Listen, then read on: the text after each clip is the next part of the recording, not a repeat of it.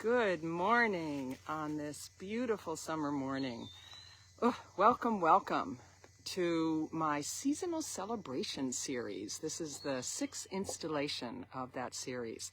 And here is the space, here's the place that we explore the sacred rhythms of the wheel of the year, the earth-centered wheel of the year. We discover the wisdom and the rituals. I always share some fun rituals and the traditions, the timeless traditions that help us to really live more fully in harmony with nature and ultimately then with ourselves, because we're wonderful representations of nature, aren't we? So, Deborah Roth here, as you know, if you are watching this, whether live or later on. So what we're celebrating on this day, on August 1st, is an ancient Celtic ritual called Lammas, or Lughnasadh. And it's the first harvest celebration, which is a little hard to grasp. And for me, on this hot, steamy day in the Northeast, out in the woods, which helps. So you'll hear bird calls and woodpeckers, and hopefully not any lawn mowers anymore, because that was my issue a little earlier.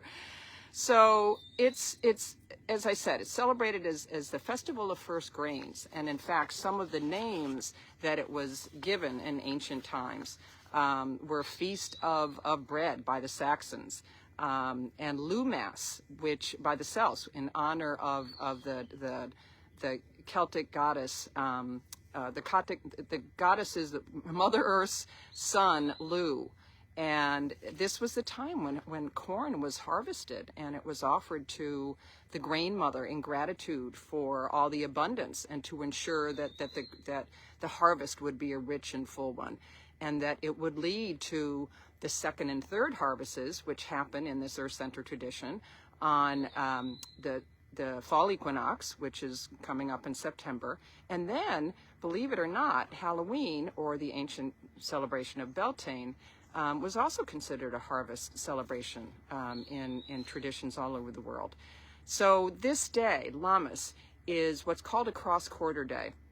That means that it falls halfway between the solstices and the equinoxes. In fact, in this time, this one in particular falls halfway between the summer solstice and the fall equinox. And this is the only one that doesn't have a modern day counterpart. Of course, the other ones, we have Halloween coming up.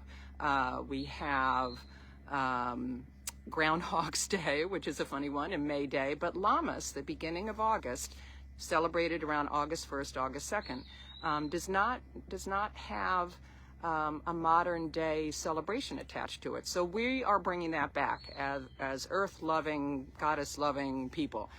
And it's a time that we honor our, and of course all the earth-centered holidays we do, but it is particularly a time when we honor our connection to the mother, to the earth, but also our own creative, life-giving force. As a woman, and those women who are watching, we literally manifest life itself when we choose to or not to procreate and to produce offspring, when we nurse, when we protect, when we counsel others, all of those kind of nurturing qualities. Now, remember, however, you don't have to be female, you don't have to be a biological mother in order to give birth to businesses, as I always say, to projects, to wonderful creative ideas, to books, to artistic creations, you name it. We're all mothering, we're all birthing something at some point in our lives, sometimes continuously. So what's the way that you nurture something to fruition? Have you supported or encouraged or counseled someone in their artistic / creative work? Are there people are there projects that you started that are now beginning to bear fruit? There's that first harvest energy that we're talking about. Have you midwifed? We're using some of these birthing metaphors here. Have you midwifed some ideas of your own or someone else's? These are some of the questions to ponder on this day. So this is a beautiful time, and I'm sitting in the lush woods, yay, where I get to go on the weekends. Much cooler here, I have to say, in order to really for myself. And afterwards, after I show you this sweet little ritual that I'm gonna teach you to really embody this energy, I'm gonna stay up here and finish it off. I may even do a workout up here. It's much cooler up here than it is on the deck. So if you're stuck in the process of labor, there's another birth metaphor, just allow yourself to draw inspiration from this ancient day, from this magical, productive power of the mother goddess, of mothering, nurturing energy at this time. This is called midsummer, is the other name for it, and it is a fruitful, lots of fruits coming to bear right now. So what I'm going to show you is a very simple one. What you'll need, so you can run off while I'm giving you just a little overview. What you will need, well, you might have to go out and get one and do this later, but is an ear of corn and a raw egg. Where did I put my eggs down? Anyway, there's a raw egg. There it is. A raw egg here somewhere, not a cooked one, and a marker. So run around and get those. Listen to me when I'm describing what it is that we're going to be doing here. If you want to create a little altar with the 4 elements, fire, water, air, and earth, because those, of course, are beautiful representations of nature. I don't have an altar because I feel like I'm in one. I'm surrounded by all the elements right now.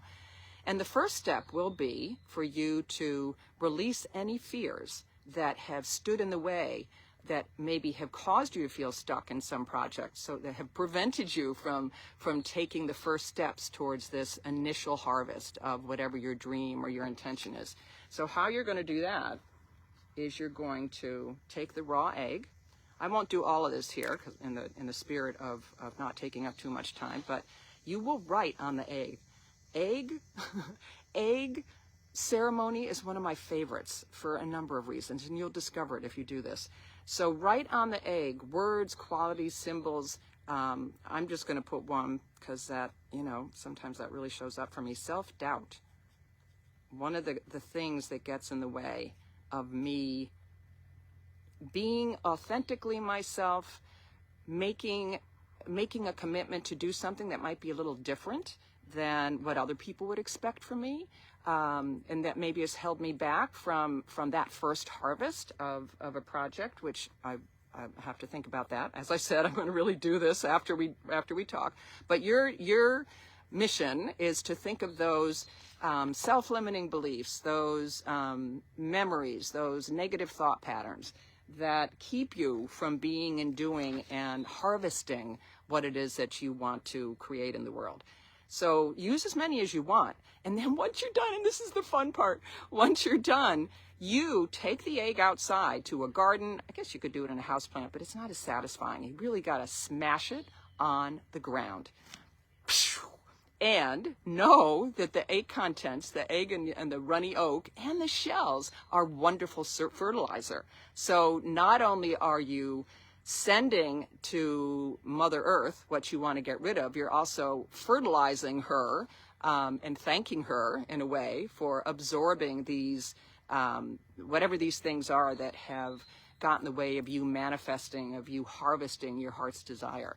Once you do that, you're going to take your ear of corn and peel off one of the husks, and then think about it. Think again. Sit for a moment and think, what are the qualities? What is it that you need to remember in order to move to the next step? This is when you're going to create your harvest, your Lammas intention. So how you do that, I got to put this down on the log that I'm sitting next to. And you just take a few kernels, or again, as many as you want, and place in the husk, naming those things that you want to bring to fruition and who you need to be, what it is that you need to do. This is about making a commitment to take some kind of action. Very coachy, of course, I'm a coach. Of course, I'm going to encourage you to do that.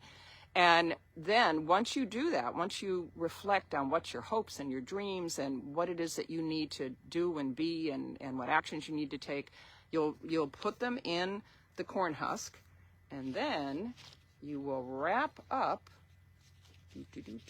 you'll wrap up the corn husk. And in my case, it's kind of cool. It might be too dry. and then tie it with something natural. In my case, I kind of planned it that way, that it's now I can tie it with the very end of the husk, and then you can plant this. Again, all very ecological. You can plant this, put this outside somewhere, so that figuratively and literally, obviously you're not going to be growing a whole field of corn, but that's what ritual is all about. It's about symbolic action. So you will plant that. You will offer it to the Earth Mother. You will offer it back to Mother Nature to support you in birthing your intention for this harvest season. And when you do, and I love this, you can touch your navel, which you can't see just because of how I'm sitting. You can touch your navel, which is called your emphalos, and recharge your connection. Again, another metaphor, because that's, of course, when biological mothers are giving birth, that's where the attachment to their dream, their baby, and in your case, it's most likely a metaphorical baby, but this could be an intention to, a fertility ritual as well. So, and just speak out loud and offer it to Mother Nature, offer it to the Great Mother, however you connect with the Divine Feminine, and make it as an offering, as an offering of gratitude, and ask for her support in creating this wonderful, whatever it is that you're trying to create. And I will leave you with this beautiful invocation. This is actually from a book that I authored with two dear coach friends years ago, called the Daily Discoverings of Our Divine Feminine, the Authentic Woman Playbook. And in that, I offer all kinds of rituals. And I've also written about this all kinds of places. But the invocation, the Lammas invocation. So just kind of sit back and take this in. And I will include it in, this always goes up on YouTube, usually, well, for me, the next day, because I want to be sure you get it by Lammas, which is officially tomorrow, on August 2nd. So this invocation will be in the YouTube description. I welcome and honor Ceres, roaming goddess of harvest, all nurturing mother. Fill me with your nurturing presence. Provide sustenance on the journey to self-awareness and revelation. Protect me as your own daughter, Persephone, that I may confidently forge my sacred path to transformation. Thank you, thank you. With any ritual, it's always a good idea to eat something, to ground yourself, to really center yourself in the sacred work that you've just done. Thanks so much for joining me, and I will see you for our next seasonal celebration for the fall equinox around September 21st. Have a beautiful end of summer, beginning of fall, and beautiful first harvest.